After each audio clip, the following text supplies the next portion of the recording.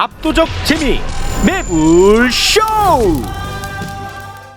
자 이제 큰 거 옵니다. 큰 거 옵니다. 내가 봤을 때는 우리 최욱님 약간 네. 쫄았어. 이 주제에 대해서 네. 하지만 전 실수가 없어야 된다는 생각에 공부는 좀 많이 했거든요. 오. 근데 제 생각과 판단은 틀릴 수가 있잖아. 네. 그래서 각 분야의 네. 최고 전문가들을 저희가 모셨어요. 그래서 우리도 레이블 개념이야. 레이블 개념. 좋아, 그래서 좋아. 좀 마음 편안합니다. 너무 좋다. 자, 멀티 레이블 지금 출발합니다. 한낮에 매불 엔터. 자, 하이브의 방시혁과 어도의 민희진 대표 간의 갈등. 이거 아주 복잡하고 네. 예민한 이슈입니다. 네. 여론이 많이 갈리고 있는 상황이고요. 쟤는 누구 편 들고 있나? 쟤 어디서 돈 받았나? 쟤 누구랑 또 무슨 뭐 결탁했나? 이런 시선으로 보고 있는 것이 사실입니다. 맞아요. 하지만 용기 내서 한번 다뤄보도록 하겠습니다. 자, 멀티 레이블 체제 도입했습니다. 문화, 사회적인 관점을 짚어줄 회사입니다. 네. 김갑수 회사 어서 오십시오. 안녕하세요. 안녕하세요. 대단히 고맙습니다. 네. 자, 그리고 현 상황 네. 정리해줄 어. 그러니까 보도를 중심으로 어허. 보도팀 허재무 씨 어서 오십시오. 저 보도팀 아니고요. 김갑수 레이블 소속입니다. 허재입니다. 네, 고맙습니다. 네. 자, 그리고 이 건은요 법적인 문제가 있어요. 그래서 법적인 부분을 짚어줄 전세준 변호사 어서 오십시오. 네, 안녕하세요. 전세준 변호사입니다. 네, 안녕하세요. 고맙습니다. 자, 그리고 경제적 관점, 오. 기업 문화의 관점으로 접근해야 될 부분들이 좀 있거든요. 박시동 평론가 어서 오십시오. 네, 최욱이 80% 갖고 있는 박시동입니다. 센스. 좋았어. 나랑 영원히 함께 가는 거야. 허락 필요해. 나가면 배신이야. 대단히 고맙습니다. 자, 먼저 민희진 대표의 기자회견이 굉장히 화제였잖아요. 네, 저 거의 들었어요. 신드롬 수준이야. 네. 그래서 그냥 분위기 전환 차원에서 민희진 대표의 기자회견 하이라이트 잠깐 보고 가겠습니다. 제가 돈을 원했으면요 이런 내부 고발을 안 해요. 제가 20% 지분이 있다고 했는데 제가 일부러 우리 직원들한테 이제 좀 나눠줬단 말이에요. 2%를. 그리고 이제 저한테는 18%가 있어로 근데 이 18%로 자꾸 경영권 찬탄한다고 개소리들을 하고 있는데 이게 사담을 갑자기 너무 진지한 뭔가로 막 포장해가지고 저를 매도하는 의도가 저는 사실 진짜 궁금하고요.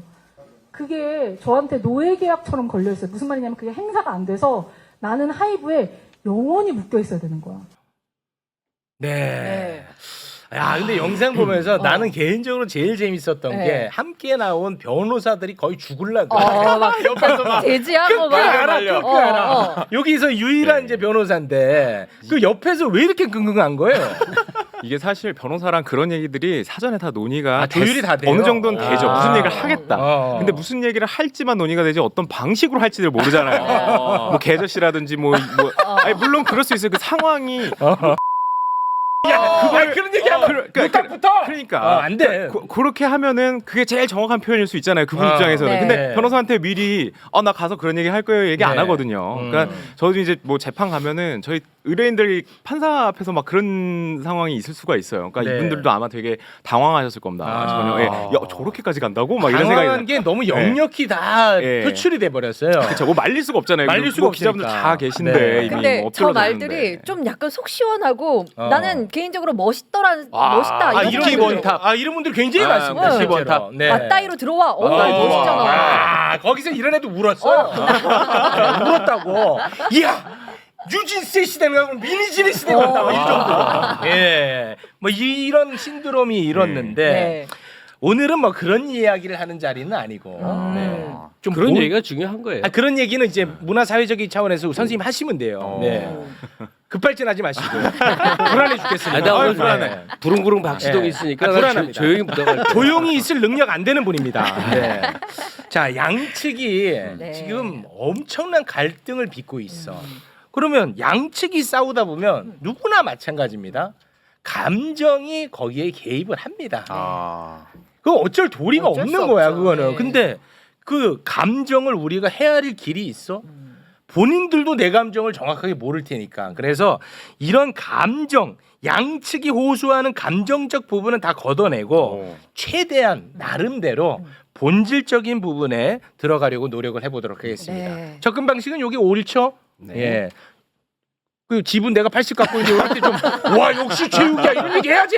이게 진짜 다루기 어려운 건데 어. 최욱 말고는 과연 이걸 어떻게 한목에 정리할까? 그렇지. 너무 기대하는 마음으로 왔습니다. 아 좋습니다. 지분 18% 주겠습니다. 자 네. 일단은 이 사건을 보려면 하이브 기업 구조를 잠시 좀 우리가 알아야 됩니다.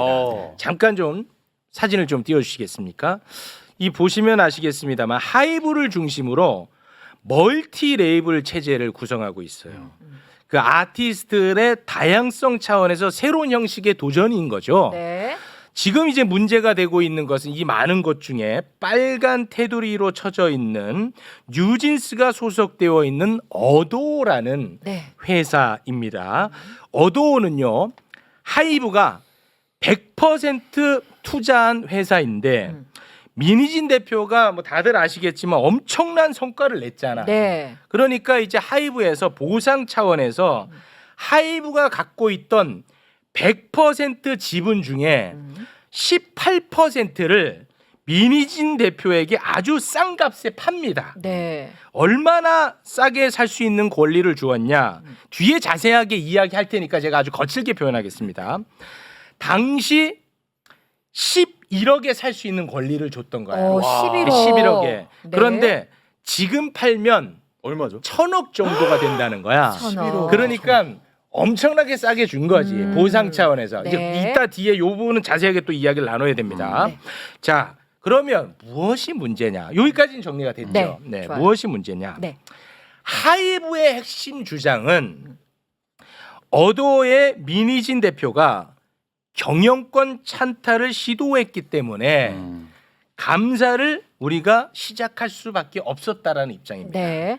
반면에 어도의 민희진 대표는 내가 회사에 대해서 회사가 좀 더 건강하게 갈 수 있게끔 몇 가지 잘못을 지적을 했더니 하이브가 나를 죽이려고 억지를 부리고 있다 이런 주장을 하고 있는 겁니다. 여기까지 정리가 뭐 틀린 게 있으면 좀 한번 바로 잡아주세요. 이제 본격적으로 이야기 들어갈 네네 겁니다. 거의 완벽합니다. 좋은 평가야. 대단히 고맙습니다. 네. 덧붙일 거는 좀 없을까요? 없습니다. 없습니까? 네. 형이 왜 저쪽 레이블에만 물어보는 거예요?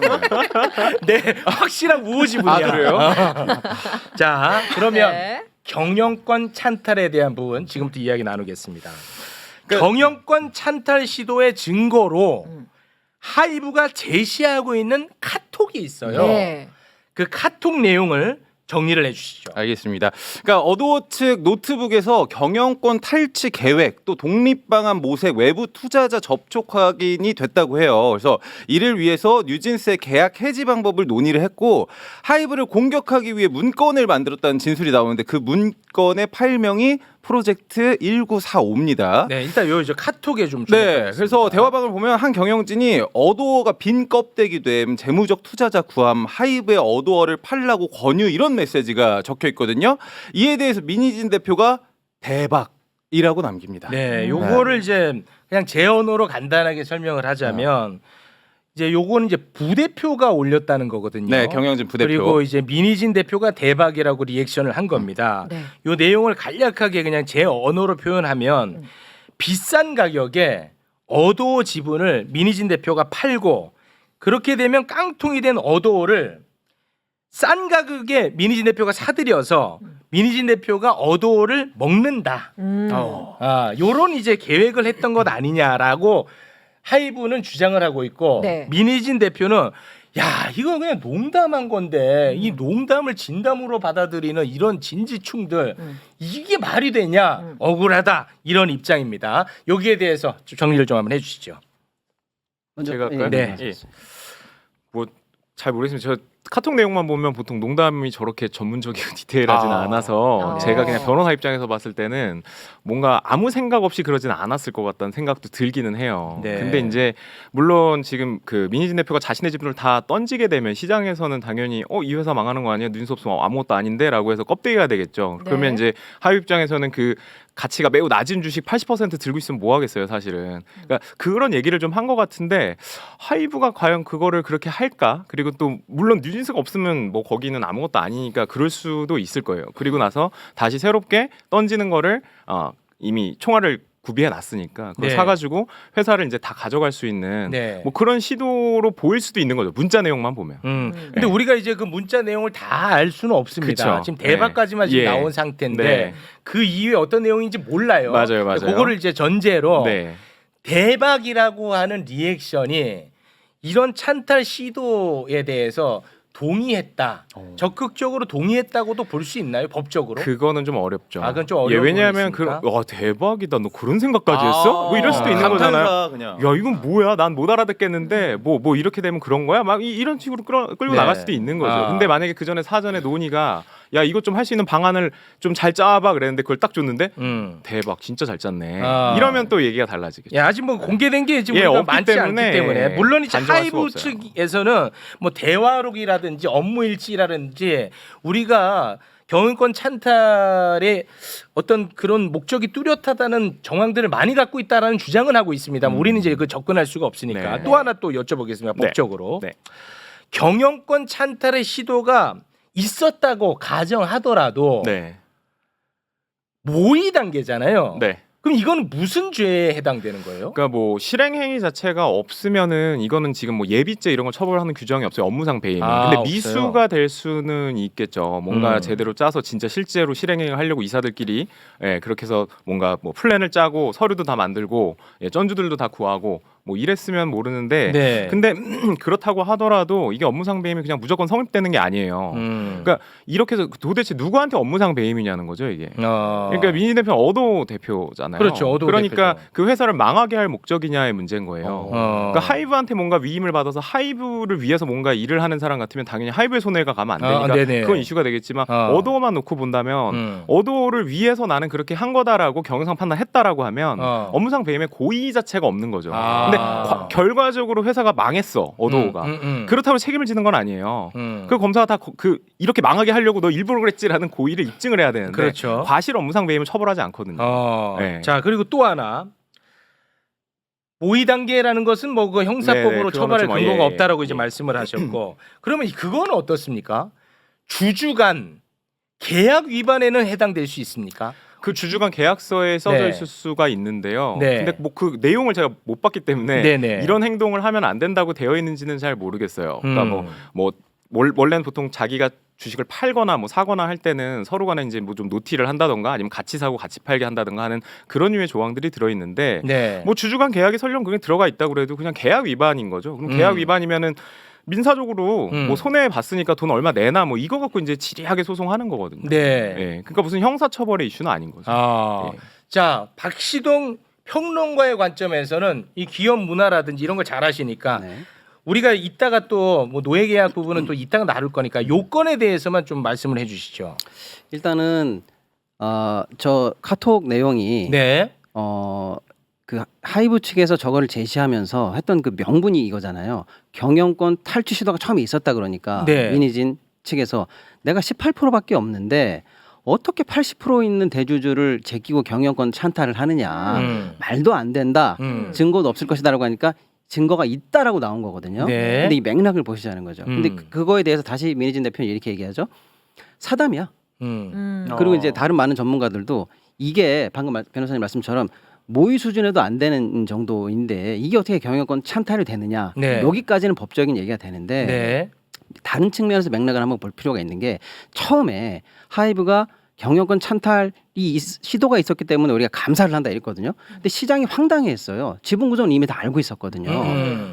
경영권 찬탈, 천하의 민희진이 18% 가지고 그러면 그때 사실 금융가에서나 저 같은 사람들 시나리오를 한번 가상의 시나리오를 써봤어요. 제가 만약에 민희진인데 이 말도 안 되는 지분 구조를 뒤엎어야 된다. 이제 입장을 바꿔놓고 처음부터 시나리오를 써보자 진짜 롤플레이를 하는 거죠. 악당 네. 롤플레이를 하면 시나리오가 몇 개 나옵니다. 첫째, 뉴진스의 전속 계약을 해지시키고 분쟁을 일으켜서 도망가자 짐 싸들고 같이 나도 그 근로계약 어쨌든 간에 해지시키고 뉴진 씨도 전속 계약 해지시키고 뉴진스 해지시키는 방법은 여러 가지 있습니다만 뭐 부당되고 어쩌고 저쩌고 없는 핑계 다 대고 그리고 뉴진스 해지를 할 때 내가 대표거든요. 민희진이 어도어의 대표잖아요. 네. 내가 여차하면 합의해질 수도 있어요. 그러니까 이 짐 싸들고 나가는 시나리오. 그 그다음에- 시나리오를 다 얘기하는 건 지금 시간이 알겠습니다. 없어서. 그다음에 두 번째가 회사를 빈 껍데기로 만들고 그다음에 뭐 유상증자를 한다든지 이 자본적으로 공격하는 여러 가지 시나리오가 있었거든요. 네. 근데 그 시나리오가 이런 시나리오가 있을 것이다라고 했는데 마침 나온 이 카톡은 그 시나리오의 거의 비슷해. 대부분에 적중하는 카톡이 나왔어요. 네. 그러니까 사담이라고 하기에는 거꾸로 보면 하이브 입장에서는 처음부터 논의됐던 시나리오의 결정적 정답 이렇게 말할 수는 있을 것 같습니다. 네. 그래서 그러니까 네. 그럼 먼저 물어봤어야 되는데 이제 그거를 과연 이게 법적으로 문제가 될 거냐는 질문을 제가 계속해서 드렸던 거거든요. 네. 근데 형사법으로 처벌할 근거가 좀 미약하다 이런 입장인데 네. 거기에 대해서는 어떻게 생각하십니까? 당연히 이제 형사법적으로 미약하다는 변호사님들 의견이 있을 수 있습니다만 네. 그건 법원에 가서 따져야 될 문제고요. 그건 맞죠. 네. 근데 문제는 이런 시나리오가 정말이라고 하이브가 믿었다고 하면 믿었다고 하면 이런 시나리오를 꾸미는 대표를 지금 계속 앉혀놔야 됩니까? 또는 이게 아직 실행에 착수에 안 들어갔다. 우리는 사담에 불과하다고 하지만 네. 실행에 착수에 들어갈 것처럼 모의 단계를 알았다면 이건 타이밍 싸움이거든요. 당연히 지금 찬탈 시도가 있다고 감사히 들어가야죠. 이건 양보가 안 되는 문제입니다. 네. 그거는 어떻게 생각하세요? 사실 뭐 법적으로 가면 저는 지금 요 증거만으로 가서는 기소하기가 좀 어려울 것 같아요. 그런데 네네. 이제 하이브 워낙 그 거대하고 뒤에 또 뭐 대단한 로펌들이 또 있고 하잖아요. 이제 그렇게 되면 귀찮게 만들 수는 있을 것 같아요. 법적으로 귀찮게 할 수 있다. 수사 기관에다가 그럴 듯한 명분을 줘서 조사를 좀 해달라고 하고, 그러니까 제 생각에는 이거를 굳이 법적으로 이렇게까지 하는 이유는 일단 이슈화 시켜서 네. 법을 잘 모르는 사람 입장에서 보면 뭔가 큰 불법인 것 같지 않아? 뭐 남의 거 뺏으려고 했던 것 같지 않아? 막 이게 그런 느낌을 주는 것이고 네. 이게 설령 법적으로 무혐의가 난다고 하더라도 뭔가 그 다음 후발주자들이 함부로 이런 짓을 못하게 좀 세게 뭔가 선빵을 때리는 것이 아닌가. 본보기 차원. 예, 그렇죠. 예. 우리가 다음 테마로 넘어가기 전에 혹시 우리 선생님 이 경영권 찬탈에 대한 부분에 대해서 하실 말씀 좀 있으신가요? 저도 부른 거예요? 아이고 또 삐치셨다. 약간 뭐 듣기만 하신다더니. 혹시 최욱 씨는 네. 지금 이 일과 비슷한 일 안 겪었어요? 매불쇼 운영하면서? 이 비슷한 일이요? 네, 안 있을 겪었냐고. 수가 없죠. 있을 수가 없어. 누군가가 우기 형님의 자리를 어떤 놈인지. 제가 얘기하고 싶은 거는 네. 네. 이번 벌어진 그 민희진 씨와 이 하이브 안의 이 분쟁은요. 네. 특이한 일도 이상한 일도 놀라운 일도 아니고 매일 어딘가 사업장에서 벌어지고 있는 일이라는 점. 네. 일단 시선을 그렇게 봐야 됩니다. 왜냐하면 그 지금은 어떤 사람이 해고돼도 다 그 불공정 뭐 거래 계약이니 뭐니 해서 소송을 걸게 돼 있어요. 네. 그럼 왜 이렇게 됐느냐? 한 줄의 카톡이 모든 걸 말하고 있어요. 뉴진스가 데뷔하자마자 빌보드 200 1위를 했어. 난리 났죠. 엄청난 일이야. 네. 근데 방시혁 씨가 뭐라고 보냈어? 즐거우세요? 이게 뭐야? 벽에 꼬인 감정 아니에요. 너 그거 즐겁냐? 이미 관계는 파탄이 났다는 얘기고. 네. 또 그날 민희지 씨가 직접 인터뷰 언론 기자회견 중에 말한 게 있어. 르세라핌이 먼저 데뷔할 것이냐, 뉴진스가 먼저 데뷔할 네, 것이냐 갖고 그렇죠. 다투다가 네. 르세라핌이 먼저 나와서 내가 말도 못하게 지랄을 했다. 그 쓴 용어가 굉장히 격한 용어예요. 네네네. 그랬다는 거야. 그러니까 2019년에 소스뮤직 직원으로 민희지 씨가 들어왔어. 직원이야. 맞아요. 그러다가 재능이 있다니까 돈 161억을 줘갖고 레이블도 독립시켜주고 거의 전권을 줘서 어두워. 인물 선정권까지 줬는데 네. 아예 초기부터 대화가 안 되는 거야. 컨트롤이 예, 지분 20% 18%인데 80대 18로 행동하는 게 아니라 100%로 행동하고자 했고 네. 기업 전체 입장에서 보면 뭐 스케줄이 있을 거 아니에요. 홍보의 스케줄, 네. 릴리즈의 스케줄 여러 이제 조율 관계가 있을 거 아니에요. 누가 옳고 그르기 전에 네. 이미 초창기에 파탄이 나서 관계는 틀어졌다. 전전긍긍하는 채로 가고 있는데 뉴스가 빵 터져 버렸네. 그러니까 그게 뭐 납품업체건 계열사건 혹은 직원이건 큰 공을 세워버려서 힘이 세져 버린 거야. 네. 그래서 애매한데 그래서 모 회사인 오너 입장, 방식 입장에서는 어떻게든 갈라서고 싶어. 갈라서려고 무지무지 노력을 하다가 지금 찾아낸 게 카톡 문장을 보니 약간 억지스러운 경영권 뭐 찬탈자 뭐다가 후발적으로 생긴 일일 거다 이거예요. 네. 먼저 관계 파탄이 있고 그래서 둘이 갈라서기 위한 명분을 찾다 이런 이 감사를 통한 법적 쟁점까지 온 게 아니겠는가. 그리고 이런 일은 흔하다. 흔히 사회에서 맨날 벌어지는 일인데 네, 이게 표면화됐을 뿐이다. 워낙 K-팝의 유명인들이고 네. 그것도 세계적으로 유명한 사람들이고 그렇죠. 이래 보니까 관심이 집중된 거지 이게 대단히 특이하고 놀라운 일이 아니라는 네. 점. 다만 인터뷰의 그 방식이 매우 놀라워서 아주 그 충격이었죠. 화제를 모았다는 화제는 거기까지. 모았다. 거기까지. 네, 알겠습니다. 잘 말했죠. 나 아무튼 오늘 굉장히 풍성해. 나 솔직히 대한민국에 네. 미니진권 다룬 거 주말 내내 그것만 봤거든. 다 보였어. 오늘 매불쇼가 1등. 박수. 내가 그때 풍성해. 박수 축하합니다. 제일 풍성해.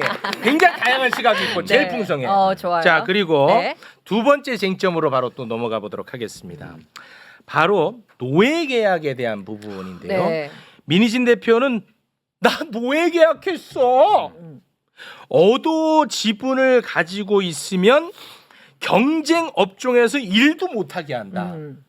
예를 들어 어도에서 내가 일 그만두고 딴 데서 하고 싶은데 그렇게 할 수가 없다. 그래서 나는 노예 계약이다. 풋옵션, 네. 즉 팔 수 있는 권리가 있는 지분은 민희진 대표의 18% 가운데 13%를 그렇죠. 갖고 있다고 합니다. 네. 그런데 이거 13%는 그냥 팔면 돼. 근데 나머지 5%가 있잖아. 요 나머지 5%도 하이브가 동의를 안 해주면 팔 수가 없다는 거야. 근데 여기서 문제는 뭐냐? 내가 지분을 갖고 있는 한 다른 경쟁 업종에서 일을 못해. 네. 그런데 5%는 동의를 받아야 팔 수 있어. 나 평생 묶였어. 그럼 하이브가 영원히 안 사줘. 그러면 다른 그럼 일을 난 못 해줘. 영원히 노예다. 발목이 묶여버려. 나 이 정말 내가 생각해도 내가 너무 슬프다. 이건 노예 맞는 것 같은데. 노예. 네. 요런 이제 민희진 대표의 기자회견을 정리한 겁니다. 네. 자, 하이브의 입장은 뭐냐? 민희진 대표가 문제 삼고 있는 것은 결국 돈입니다. 풋옵션 행사 가격, 즉 민희진 대표가 주식을 팔 경우 풋옵션 행사로 네. 주식을 팔 경우 한 1,000억이 예상돼요. 이거는 맞는 것 같아요. 그냥 이견이 별로 없어 보입니다. 네. 1,000억 원이 예상되는데 이 1,000억 원을 풋옵션 행사 가격은 서로가 조율해서 결정할 수 있나 봐. 네. 이 1,000억 원을 2,000억 수준으로 자꾸 올려달라고 했다는 거야. 그럼 2,000억 내가 올려주면 우리가 이거 회사에 손해를 끼치기 때문에 이거 배임이라서 들어주고 싶어도 들어줄 수가 없어. 이런 이야기를 하고 있어요. 그리고 지난 12월에 민희진 대표가 원할 때 나머지 5% 지분도 팔 수 있게끔 우리가 협상을 하려 했다는 거야. 그조차도. 네. 그러니까 민희진 대표가 이야기하고 있는 노예 계약은 말이 안 된다. 너 2,000억 받으려고 그런 거다. 이렇게 얘기를 하고 있습니다. 자, 두 분이 정리해 주시죠. 예, 일단 정리가 잘 됐나요? 근데? 예. 내가 정리 잘했어. 네, 잘했어요? 네, 맞습니다. 뭐 항상 뭐 엄청 잘하시잖아요, 사실. 네네네. 네. 회계 형이 칭찬을 요구하세요. 공부 좀 열심히 했거든요. 많이 하신 것 같아. 네, 계속 네. 확인을 하고 가시고 네, 막 숫자까지 다 정확하게 정리 많이 해오셔서. 공부 진짜 많이 했어요. 네. 일단 그렇죠. 그러니까 싼 건데 비싸게 사간다. 그러니까 1,000억짜리를 2,000억 원에 사간다. 그것도 회사 돈으로. 그럼 회사에 대해서 업무상 배임이 될 가능성이 있어요. 물론 그게 나중에 시간이 지났더니 뭐 4천억, 5천억 막 이렇게 돼가지고 더 커질 수는 있겠죠. 그렇겠죠. 그래서 그걸 산 시점을 기준으로 그렇게 간단하게 판단하기는 좀 어려워요. 만약에 뉴진스가 계속 남아 있고 그 미래 가치를 평가했을 때 지금은 1,000억이지만 내년 내후년이 어떻게 될지 모른다는 그렇죠. 걸 가정하면 그래서 그게 꼭 업무상 배임이 될지는 사실 잘 모르겠고 그건 사실 협의하기 나름인 것 같아요. 그리고 좀 분할해서 돈을 줄 수도 있는 부분이니까 이건 약정을 해서. 네. 그다음에 이제 노예 계약을 얘기를 했는데 보통은 다 그런 계약서에 다 들어가 있어요. 왜냐하면은 민희 대표 같은 같은 분들은 나가면 안 되거든요. 회사 입장에서는. 그렇겠죠. 이분이 다 컨트롤하고 있는데 이분이 나가면 여기 뭐 아무것도 없는데 네. 그래서 지분도 줬던 거고 그러니까 지분 다 털기 전에는 넌 절대 못 나가고 당연히 그걸 경업금지라고 하는데 동종 유사 업종에 일하지 말아라 일단 얘기는 해요. 네. 근데 그게 보통 요즘에 법원 트렌드상 1년에서 2년 정도까지는 그 약정이 유효한데 3년 넘어가면 다 그냥 무효로 봐요. 그 3년 이상은 좀 예. 과하다는 거네. 예, 그러니까 솔직히 말해서 이 사람이 배운 게 도둑질이 이건데 이 사람 나가서 이걸 먹고 살아야 되는데 3년 동안 그럼 그만큼 보상을 해주는 거냐? 예, 그걸 보는 거죠. 근데 여기서는 사실 길게 잡아도 좀 보상이 커갖고 먹고 살 걱정 안 해도 되니까 네. 그게 과연 꼭 뭐 몇 년 넘어간다고 무효가 될지는 가봐야 알 것 같아요 법원에. 다른 것들은 사실 급여 주다 퇴직금 주고 끝났는데 못하게 하는 경우 그런 경우를 말하는 거거든요. 예, 그러니까 이게 명백한 노예 계약인지는 사실상 잘 모르겠어요. 그리고 왜냐면 5%는 13%만 푸시고 5%는 가지고 있어야 된다라고 하는데 그럼 뭐 만약에 민희 대표가 딴 사람한테 주식 양수도해서 팔았어. 최욱 씨한테 그냥 5% 해갖고 팔았어요. 네. 싼 값에. 그럼 어떻게 될 거야? 계약을 맺어서 넘겼잖아요. 그럼 최욱 씨가 회사에다 대고 나 주식 양수도 계약 맺어갖고 했어.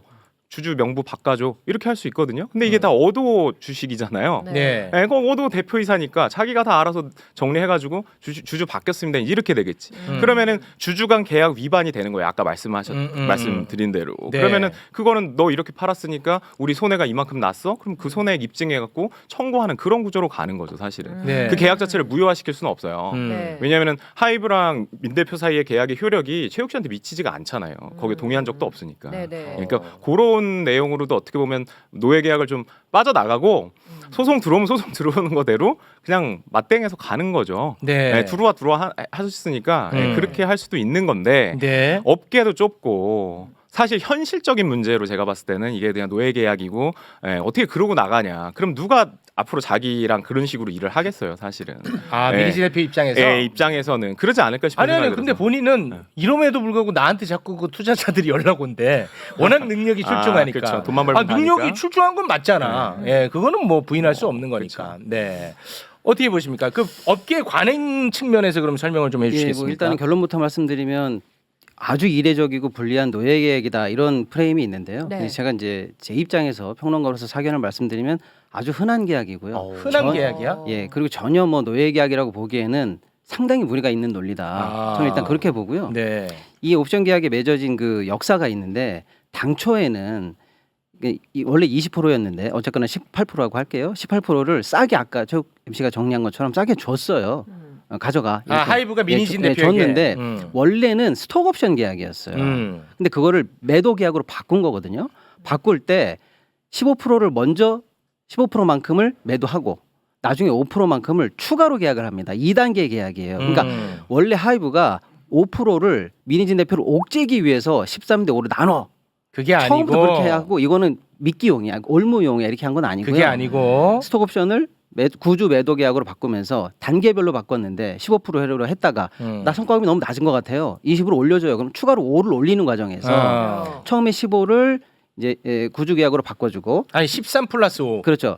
근데 계산하기 사람들이 헷갈리니까 그다음에 그 나머지 문제되는 5를 이제 바꾸면서 그 5가 뒤에 들어온 거거든요. 그러니까 앞에 있는 13을 이제 바꿀 때 그럼 나중에 이거 너 어떻게 환가할래? 이걸 다 다시 계약을 하잖아요. 네네. 그때 영업이익에 그 회사에 그러니까 행사할 때 영업이익에 13배를 곱해서 그 곱한 거에 13%를 한 금액을 쳐서 나를 풋옵션으로 해줘라 이렇게 했는데 나중에 추가로 5%를 증액합니다. 그래서 이거는 어떻게 할래라고 하니까 처음에 맺었던 거하고 시차가 벌어지죠. 두 네. 번째 계약이니까. 네. 그래서 그거는 야 아까 했던 거 있지. 그 13% 이렇게 해도 금액이 더 커져. 그렇잖아요. 네. 순차적으로 행사를 해야 되거든요. 네. 그러니까 이런 그 역사적 배경이 있다 일단 이렇게 말씀을 드리고. 그러니까 나머지 5%를 하이브의 동의 없이 팔 수 없게끔 한 것은 네. 옥죄려는 목적으로 했던 것이 아니었다. 첫 번째 옥죄려는 목적 자체가 아닌 이유는 역사적으로 앞에 걸 먼저 하고 뒤에 걸 하면서 그때마다 행사 가격을 13% 5%를 따로 정하면서 벌어진 일이다. 네. 일단 그렇게 보시면 되고 변호사님 네. 말씀처럼 5%를 가지고 동의를 하도록 만든 거 사전 매각할 때 동의를 하도록 한 거는 너무 흔한 계약이에요. 흔해요. 왜냐하면 너랑 나랑 주주라는 거는 같이 동업하는 건데 동업이라는 신뢰 관계가 있는데 얘가 네 마음대로 다른 사람을 가지고 오면 나는 싫은 사람하고 동업을 해야 되잖아요. 그러니까 팔 때는 내가 동의하는 사람한테 팔아. 난 그 사람하고 서로 동업해야 되니까 이런 느낌으로 늘 제한이 있는 게 정상입니다. 그러니까 그거 자체는 문제가 전혀 안 돼요. 근데 왜 문제가 되냐면 민희진 대표가 나는 여기를 어느 순간에든 나가게 되면 다른 회사에서든 내가 차린 회사에서든 똑같은 일을 하고 싶은데 네. 보통의 경업 제한은 2년이든 5년이든 걸려 있는데 거기까지는 오케이. 근데 아까 내가 못 판 주식 있지 5% 그거가 영원히 꼬리표가 달려 있으면 주식을 갖고 있는 한 경업이 안 된다고 하니까 일반적인 경업 제한보다 이론적으로는 네가 이거 주식 동의만 안 해주면은 나는 무제한적으로 영원히 경업이 묶이는 거 아니냐. 그렇죠. 아주 미세한 측면에서 이게 노예 계약은 아닌데 이 두 가지가 짬뽕이 되다 보니까 아주 미세하게 이론적으로 묶이는 감은 있습니다. 네. 근데 하이브는 이것도 풀어주려고 그랬다는 거예요. 네, 작년 12월에. 뭐라고 하냐면 풀어줄게. 그 대신 재직 기간을 그럼 좀 늘리자. 라든지 아니면 그 5%를 팔 사람 데리고 왔을 때 뭐 예를 들어 몇 번 데리고 왔는데 마지막 단계에서 그 매각 협상 가격이 있으면 그거대로는 내가 사준다라는 이런 수정안을 얘기하고 있는 중이었는데 네. 민희진 측 요구가 너무 과도해서 딜이 진행이 안 됐다. 네. 여기까지 갈 땐 핑계인 것 같습니다. 네. 변명인 것 같습니다. 예. 우리 선생님. 자, 노예계약권. 그러니까 노예계약이라고 표현한 건 자신이 이제 억울하다는 거거든요. 맞습니다. 나를 이렇게 이제 본사가 얽었다, 옥죄었다라고 해서 이제 분해하는 그런 태도인데, 그러면 이 분함의 본질이 뭐냐? 아주 그냥 사악하고 유치한 말로 표현할게. 돈이냐 명예냐?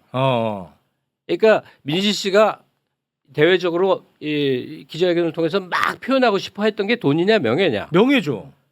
그 명예라는 것을 극구 강조했어요. 네, 맞습니다. 일단 옷차림을 보면 너무나 캐주얼한. 네. 그러니까 대외적으로 모습을 드러내는 차림이 아니라 그냥 방에서 자신이 그냥 엉엉 울다가 나온 차림. 네. 그리고 막 격해지니까 나 이렇게 솔직한 사람이어서 비속어를 섞으면서 마구 내지르듯이 그것도 2시간 동안 속에 내가 한이 얼마나 맺혀 있는지 알아야 하면서 마구 쏟아낸 그 많은 말들. 네. 그리고 그 말의 내용의 대부분 중에 내가 뉴진스를 얼마나 사랑하는지 뉴진스로 해서 나는 나가도 좋아. 난 아무렇게 돼도 좋아. 라고 하는 거듭된 언급. 네, 맞습니다. 그러니까 결국 명예에 대한 얘기를 많이 했어요. 맞아요. 그럼 왜 명예에 호소했을까 이거야. 변호사가 둘이나 앉아 있잖아요. 네. 변호사랑 그날 처음 만난 건 아닐 거 아니에요. 네. 그 전날도 전전날도 많이 얘기를 했을 거 아니에요. 네. 그럼 변호사 조언은 뭐예요? 이해 갈등 조정이야. 네. 법적 분쟁에 대한 그렇죠. 치밀한 얘기야. 예. 근데 왜 이런 선택을 했을까? 이것은 자본 권력 대 대중 권력의 싸움에서 한쪽을 택한 거예요. 그러니까 법으로 묶여 있잖아. 이걸 조용히 법정으로 가서 잘 풀 수 있는 조건이라고 했다면 세종이라고 하는 우리나라 최고 중에 하나인 법무법인의 도움을 받아서 자기 이익과 자기 권익을 챙겼을 거야. 민희지 대표도 어떻게 됐든 간에. 네. 왜냐하면 이 사람이 어린애가 아니야.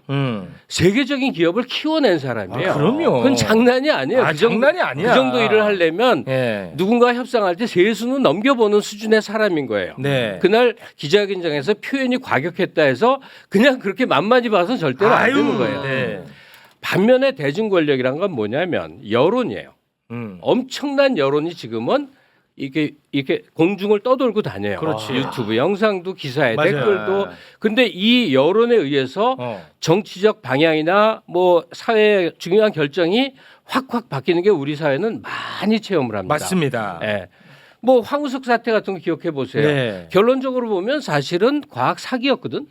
근데 거기다 온갖 복잡한 얘기를 집어넣으니까 석 달 열흘 토론거리가 된 거야. 맞아요. 이 여론의 힘이 무서운 건데 제가 추정하기에 민희진 씨는 네. 이 대중의 힘, 여론의 힘에 기대고자 하는 그런 마음이 굉장히 컸으리라. 그러면서 선택한 단어가 명예였을 것이다. 예, 거기에 호소한 건 이 솔로몬의 배. 가를 수 없다. 내가 친모고 내가 뉴진스를 얼마나 사랑했는가. 사람의 마음은 양심인데 마음이 2개라는 건데 제가 민희 씨가 허위를 했다거나 뭘 꾸몄다는 뜻이 아니에요. 그 모든 게 진실이었을 거야. 근데 선택을 그렇게 한 거다. 그냥 울면서 토로한 모든 내용이 진실이었을 거예요. 그런데 삶을 가능하게 한 건 그 진실만이 아니라 법적 조건이라든지 사회적 제약이라든지 회사로 치면 계약 관계라든지 고용 관계야. 이 속에서 여론을 택한 모습이 아니겠는가 하는 게 제 판단이에요. 오. 이 레이블 마음에 드시나요 오늘? 아니 오늘 아무튼 대한민국에서 네. 민의진 건 다른 것 중에 오늘 이게 최고야. 풍성하다, 풍성해. 제일 풍성해. 네. 다양한 시각에서의 네. 풍성함. 자 그러면 이 건이 결국은 이제 법적으로 가는 거잖아요. 네, 그렇게 될 것 같아요. 지금 뭐 고발했다고 하지 않았나요? 그 뉴스에는 고발 네, 식으로 회사에서는 회사가? 뭐 고발장이 다 접수된 걸로 돼 예, 있습니다. 네. 그런 식으로 갈 건데. 나오더라고요. 예. 그러면 우리 변호사님 입장에서는 네. 법적으로 가서 시간은 굉장히 길어지겠으나 그 결론은 굉장히 뭔가 좀 싱겁게 끝날 것이라고 보는 겁니까? 저는 일단 그럴 것 같아요. 그러니까는 뭐 하이브 측의 말이 다 맞다고 하더라도 그래서 어도어 지분을 취득하겠다는 거잖아요. 그래서 경영권을 지금 사실 민희진 대표가 경영권을 갖고 있죠. 굳이 안 가져도 자기가 행사를 다 하고 있는 네. 굉장히 다 전적인 신뢰를 얻고 있는 상황이거든요. 근데 네. 다만 이제 주식 지분이라는 건 어떤 의미 있냐면 이사를 해임할 수 있잖아요. 네, 그렇죠. 그러니까 자기가 언제든지 나갈 수 있는 걸 막겠다라는 이제 그런 취지일 수 있는데 그건 네. 뭐 너무나 당연한 거죠. 그리고 내가 회사를 이만큼 키웠는데 내가 있는 게 회사에 의해서 도움이 되는 거지. 내가 주식을 많이 취득했다는 게 회사한테 도움이 안 되는 것이냐 그것도 또 아니라는 말이죠. 네. 그러니까 이게 업무상배임이 성립되기는 생각보다 쉽지 않을 것 같아요. 다른 증거가 있다면 모르겠습니다. 예, 이거를 뭐 어도를 버리고 껍데기밖에 없으니까 버리고 뉴스 데리고 우리 다른 데 가서 회사 하나 차리자 이러면 이제 그건 업무상 배임이 되겠죠. 그거는. 근데 그게 아니라면 그 만약에 투자 전문가들, 금융 전문가들을 실제로 만난 정황이 나와. 네. 그래도 이건 뭐 모의죄나 이런 게 성립이 안 되기 때문에 그것도 의미가 없는 그걸 거다. 모든 회사들이 다 그래요. 그 의미가 없다는 거죠. 그렇죠. 왜냐하면 어. 자기 지분을 늘리기 위해서 우호적인 돈을 끌어오고 싶어 하거든요. 대부분은. 아. 그러니까 그건 뭐 어디서나 다 벌어지는 일들이라. 그 자연스러운 행위로 예, 보는 그쵸. 거예요. 그건 특별한 건 아니에요. 뭐 아. 누구나 자기의 재산을 늘리고 싶지 그걸 뭐 줄이고 싶은 사람이 누가 있겠어요. 근데 문제는 원래 주식이라는 게 새로 신주를 발행하게 되면 기존의 주주들한테 이제 먼저 그 권한을 부여해야 되잖아요. 그래야지 주식이 희석이 안 될 테니까.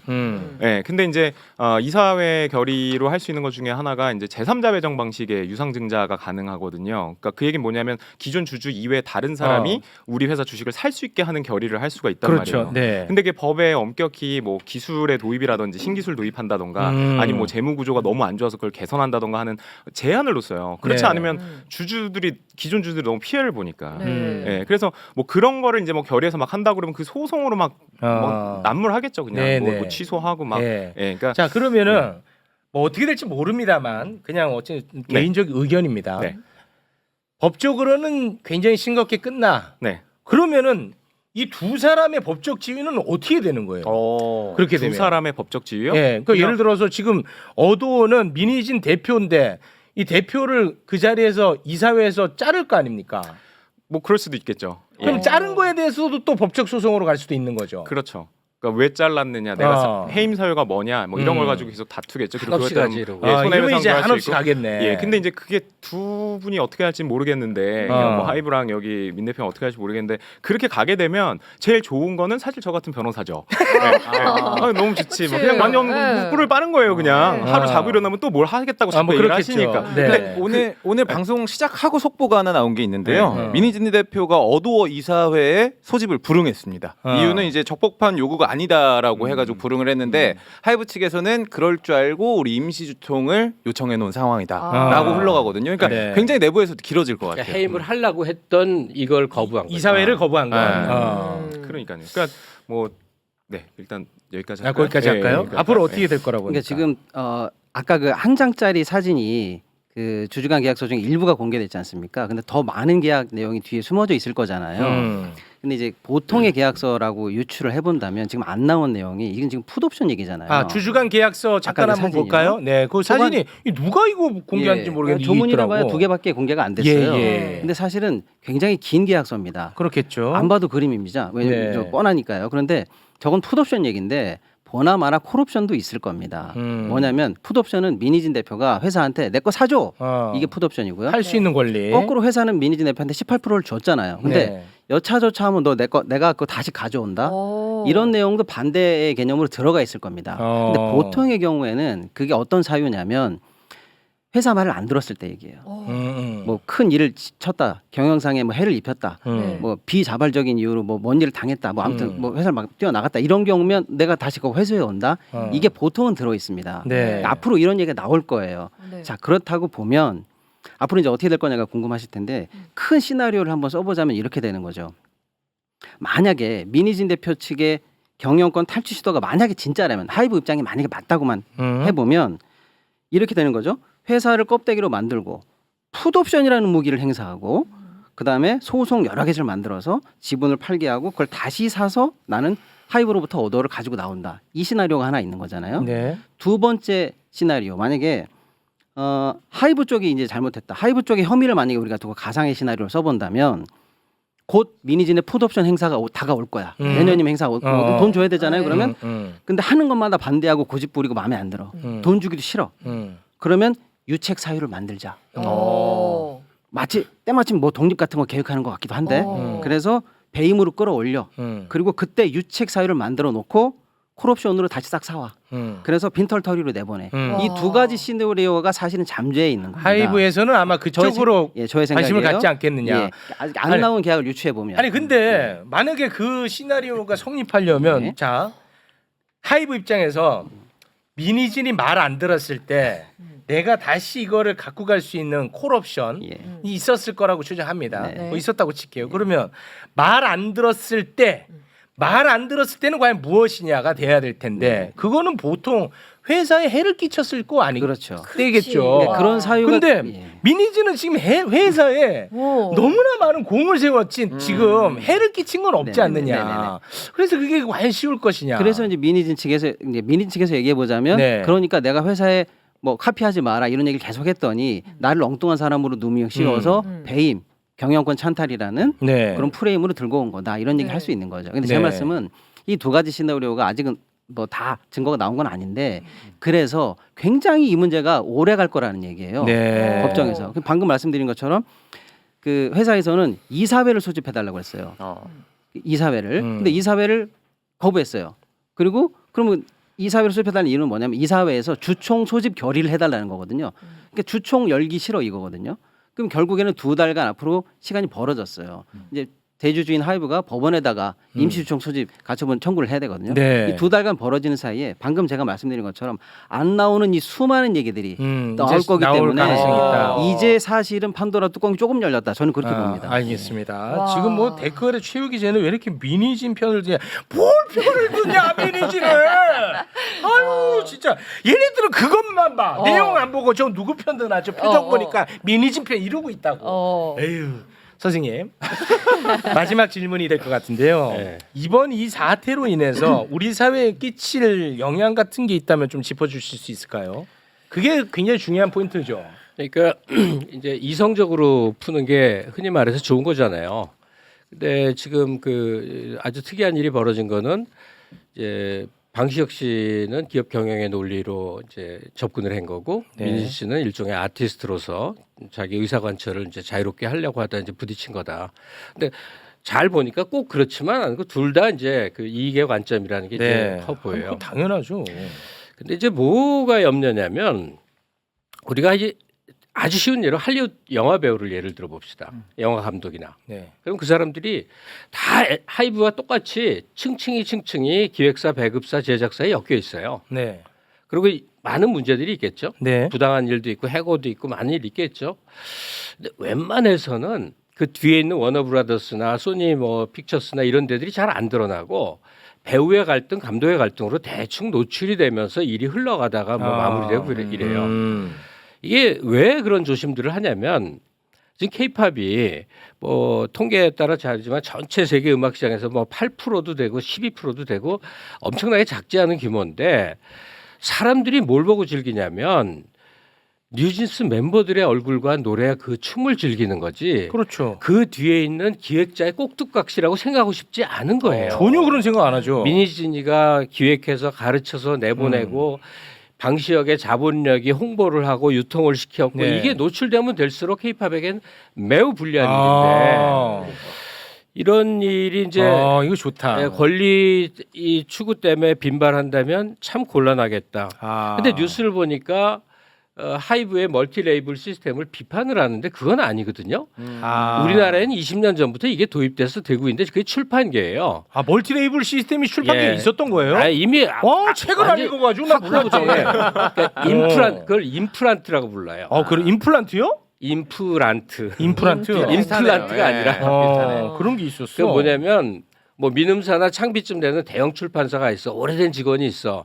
그러면 이 사람들에게 뭐 일종의 주는 혜택이 너 독립법인 해. 그래서 돈 투자해서 사무실도 주고 해. 그래서 지분 나눠 갖고 독립된 회사이면서 모회사도 있는 그런 구조. 또는 내부 직원이 아니라 외부의 어떤 사람이 내가 출판사를 차려야겠는데 돈과 유통망이 없어야 해서 찾아오면 또 임플란트 계약을 해서 내가 지금 임플란트로 했죠. 임프린트. 나는 이걸 모르나 본인 그 이빨 없다고 그거 임플란트. 내가 지금 왜 이러고 있어? 임프린트. 임프린트지. 그러니까 지금 우리가 아이고 임프린트 지금 아이고 우리가 이름을 기억하는 출판사는 네. 임프린트가 더 많아요. 임프린트지. 그러면 생겨나는 아주 좋은 효과들이 많아요.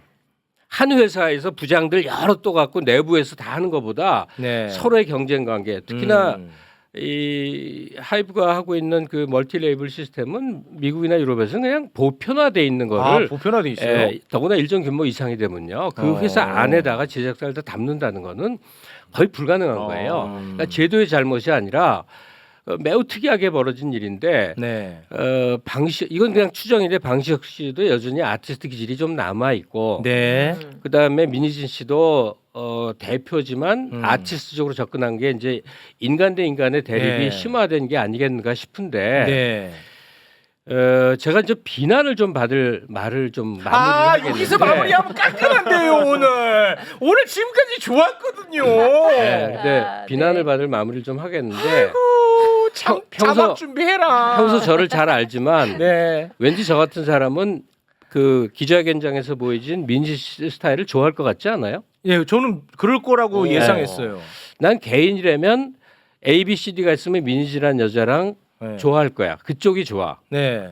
근데 이거는 정말 사업적 논리로 풀어야 될 문제를 이런 그 대중 폭발력을 가진 감성 접근으로 해서 휘청휘청해서는 안 되는 문제라고 생각해요. 그만큼 한국 사회는 고도화되어 있는 사회고 더구나 K-팝은 엄청나게 신장세에 있는 산업의 영역이에요. 그렇죠. 저 홍대 인디 뒷골목 애들이 막 하면서 이래도 좋아 술 먹고 뭐 이런 거 아니라고. 인디 밴드 비하하지 마시고요. 인디 밴드를 좋아해서 그래. 좋아해서. 예. 예. 어쨌든 그래서 저도 이제 댓글을 좀 봤더니 뭐 단월든가 이상한 사이비 종교의 방식에 휘둘렸대더라. 이제 그런 뭐 얘기는 좀 삼가 주시고요. 아니 그런 얘기 막 생겨나. 네, 그런 얘기 좀 음모론 별 괴상 말도 안 되는 얘기. 특정. 네. 그냥 단언컨대 네. 말도 안 되는 얘기야. 네, 근데 그런 얘기는 좀 삼가 주시고요. 그게 이제 대중의 껌으로 막 씹혀지지만요. 네. 이 문제가 흘러가는 이거는 이 고용과 해지 관계에서 생겨나는 법적 분쟁으로만 봐야 된다. 네. 그래서 상호 이익 관계를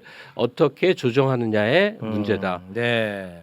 근데 이제 하나 아쉬운 거는 우리가 이제 클린스만 사태처럼 선수들 간의 그 갈등이 이게 공개됨으로 그걸 인해서 덮으려고 그러는 거지. 그러니까 공개됨으로 인해서 이제 발생하는 그런 부작용처럼 이번에도 뒤에서 이제 그런 갈등은 언제나 존재할 수 있으나 이게 공개된 이상 아티스트에게는 조금 손해가 갈 것이다. 그게 아쉽다. 아이고.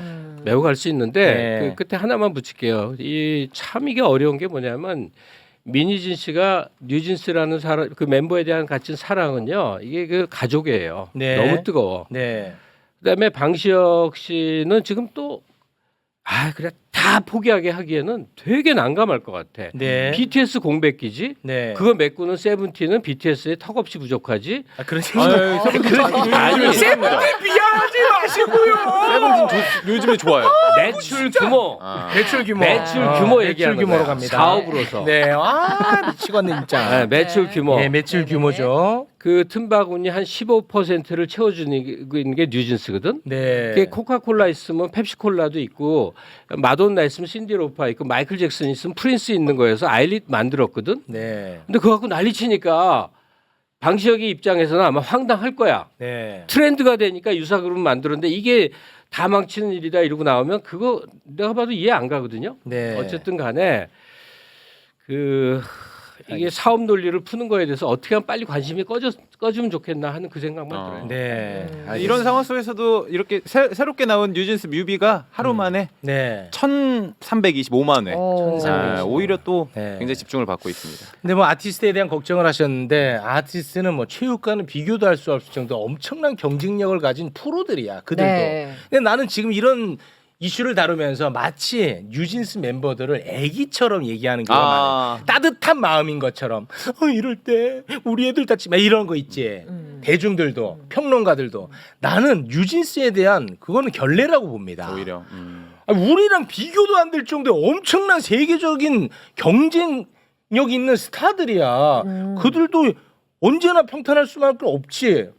이런 위기를 또 매력으로 딱 극복해내야 그러면은 슈퍼스타 또 되는 선배님이 거지. 오실 때는 직접 네. 등판해도 된다라는 생각이실까요? 뉴진스가 만약 이런 이제 판단에 대해서 퍼포먼스로 네. 봐야지. 그 얘네가 나와갖고 또 막 모자이크 써갖고 막 그 기자회견 아닌 그게 막 아니라 굉장히 불안해하고 얘네랑 걱정하는 관련이 게 있는 게 아니잖아. 네, 피프티 사건 때문에 혹시나 그거는 뉴진스가 그들과 나올까봐. 관련이 있던 거고 네. 이 건은 뉴진스 그렇지. 멤버들 관련 있는 게 아닙니다. 맞아. 매력과 퍼포먼스, 컨텐츠로 그냥 박살 내는 겁니다. 그렇죠. 예. 네. 어떻습니까? 제 평가에 대해서. 네, 동의하고요. 무조건 체육 동의합니다. 80% 대주주입니다. 대단히 고맙습니다. 네, 그 김갑 선생님이 이제 이 사건의 의미를 짚어 주신 것처럼 저도 이제 금융적인 측면에서 한다는 말씀만 좀 살짝 드리면 네. 사실은 뭐 자동차, 반도체, 뭐 철강 이렇게 우리나라를 호령하던 여러 축들의 산업들이 있었는데 다음 우리나라의 주요 산업으로 K-팝을 누구나 다 꼽습니다. 네. 엔터 산업이죠. 네. 그 사실은 뭐 주가도 굉장히 많이 오르고 시총도 엄청나게 지금 뭐 오르고 있는 상황인데 엔터를 금융으로 봤을 때 가장 큰 리스크는 뭐냐? 바로 이런 겁니다. 에이. 휴먼 리스크예요. 휴먼 리스크. 예, 예를 들어서 우리가 자동차에 투자하려면 야 다음 신차 계획은 어때? 이렇게 공부하는 것처럼 반도체 투자할 때 뭐 경기가 어때? 이렇게 공부하는 것처럼 엔터에 투자할 때는 관리하는 사람, 창작자, 연예인, 이 아티스트 이 모든 사람들의 이 휴먼이 걸려 있는 게 결국 엔터주의 경쟁력이거든요.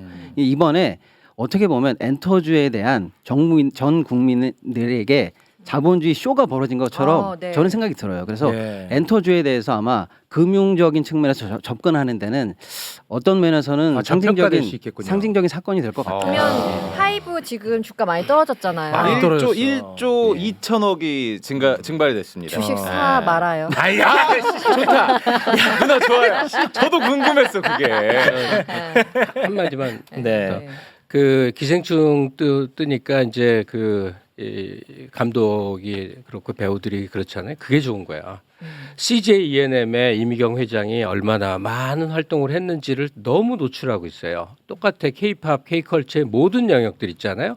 푸드도 있고 뭐 영화도 있고 드라마도 있고 다 있는데 이 현대사회가 그 기업 시스템으로 돌아가는 거 알아. 그러나 대중에게 노출할 것은 배우이고 가수이고 댄서이고 그런 거라고. 네. 근데 우리 경우는 지금 K-팝만 이수만 무슨 뭐 박진영, 양현석 이런 사람들의 영향력, 그들의 활약성이 너무 노출돼 있는데 이거 장기적으로 매우 좋지 않은 거예요. 네. 뮤지션을 앞에 세우고 네. 싸울 건 뒤에서 박 터지게 싸우더라도 좀 내놓고 네. 싸우지 말고 내놓고 드러내지 좀 말았으면 좋겠다. 네, 알겠습니다. 지금 뭐 댓글에서 나를 비난하는 댓글이 많이 달립니다. 뉴진스가 나이가 어리다. 그러는데 자본시장에서 뉴진스는 나보다 할머니다. 말 치셔요. 아니 그만큼 위대한 분들이야. 아니 뭐 맞아요, 애들로 봐. 이거 진짜 답답한 사람들이네. 얼마나 월드 스타들이고 그렇죠. 엄청난 경쟁력을 갖고 있는 사람들인데. 네. 아이고 참 답답하네. 자, 그럼 오늘은 여기에서 마무리를 짓겠습니다. 혹시 못다 하신 말씀이 있으실까요? 없습니다. 네, 없죠. 다 했죠. 네, 법정으로 얘기한 것 같습니다. 우리 저 박시동 평론가님도 하실 말씀 다 했습니다. 네. 아, 오늘 구성을 내가 참 잘한 것 같아. 형님 진짜. 아, 어떤 선생님 잘하지 않았어요, 이거는? 예. 아, 이 멀티 레이블의 장점이야. 네. 이게. 근데 아, 잘한 것 못하면 같습니다. 바로 레이블 이제 떨어져 나가는 거잖아요. 그렇습니다. 예. 네. 자, 그럼 오늘은 여기에서 마무리 짓겠습니다. 함께 해주신 네 분 진심으로 고맙습니다. 감사합니다. 네, 감사합니다. 고맙습니다.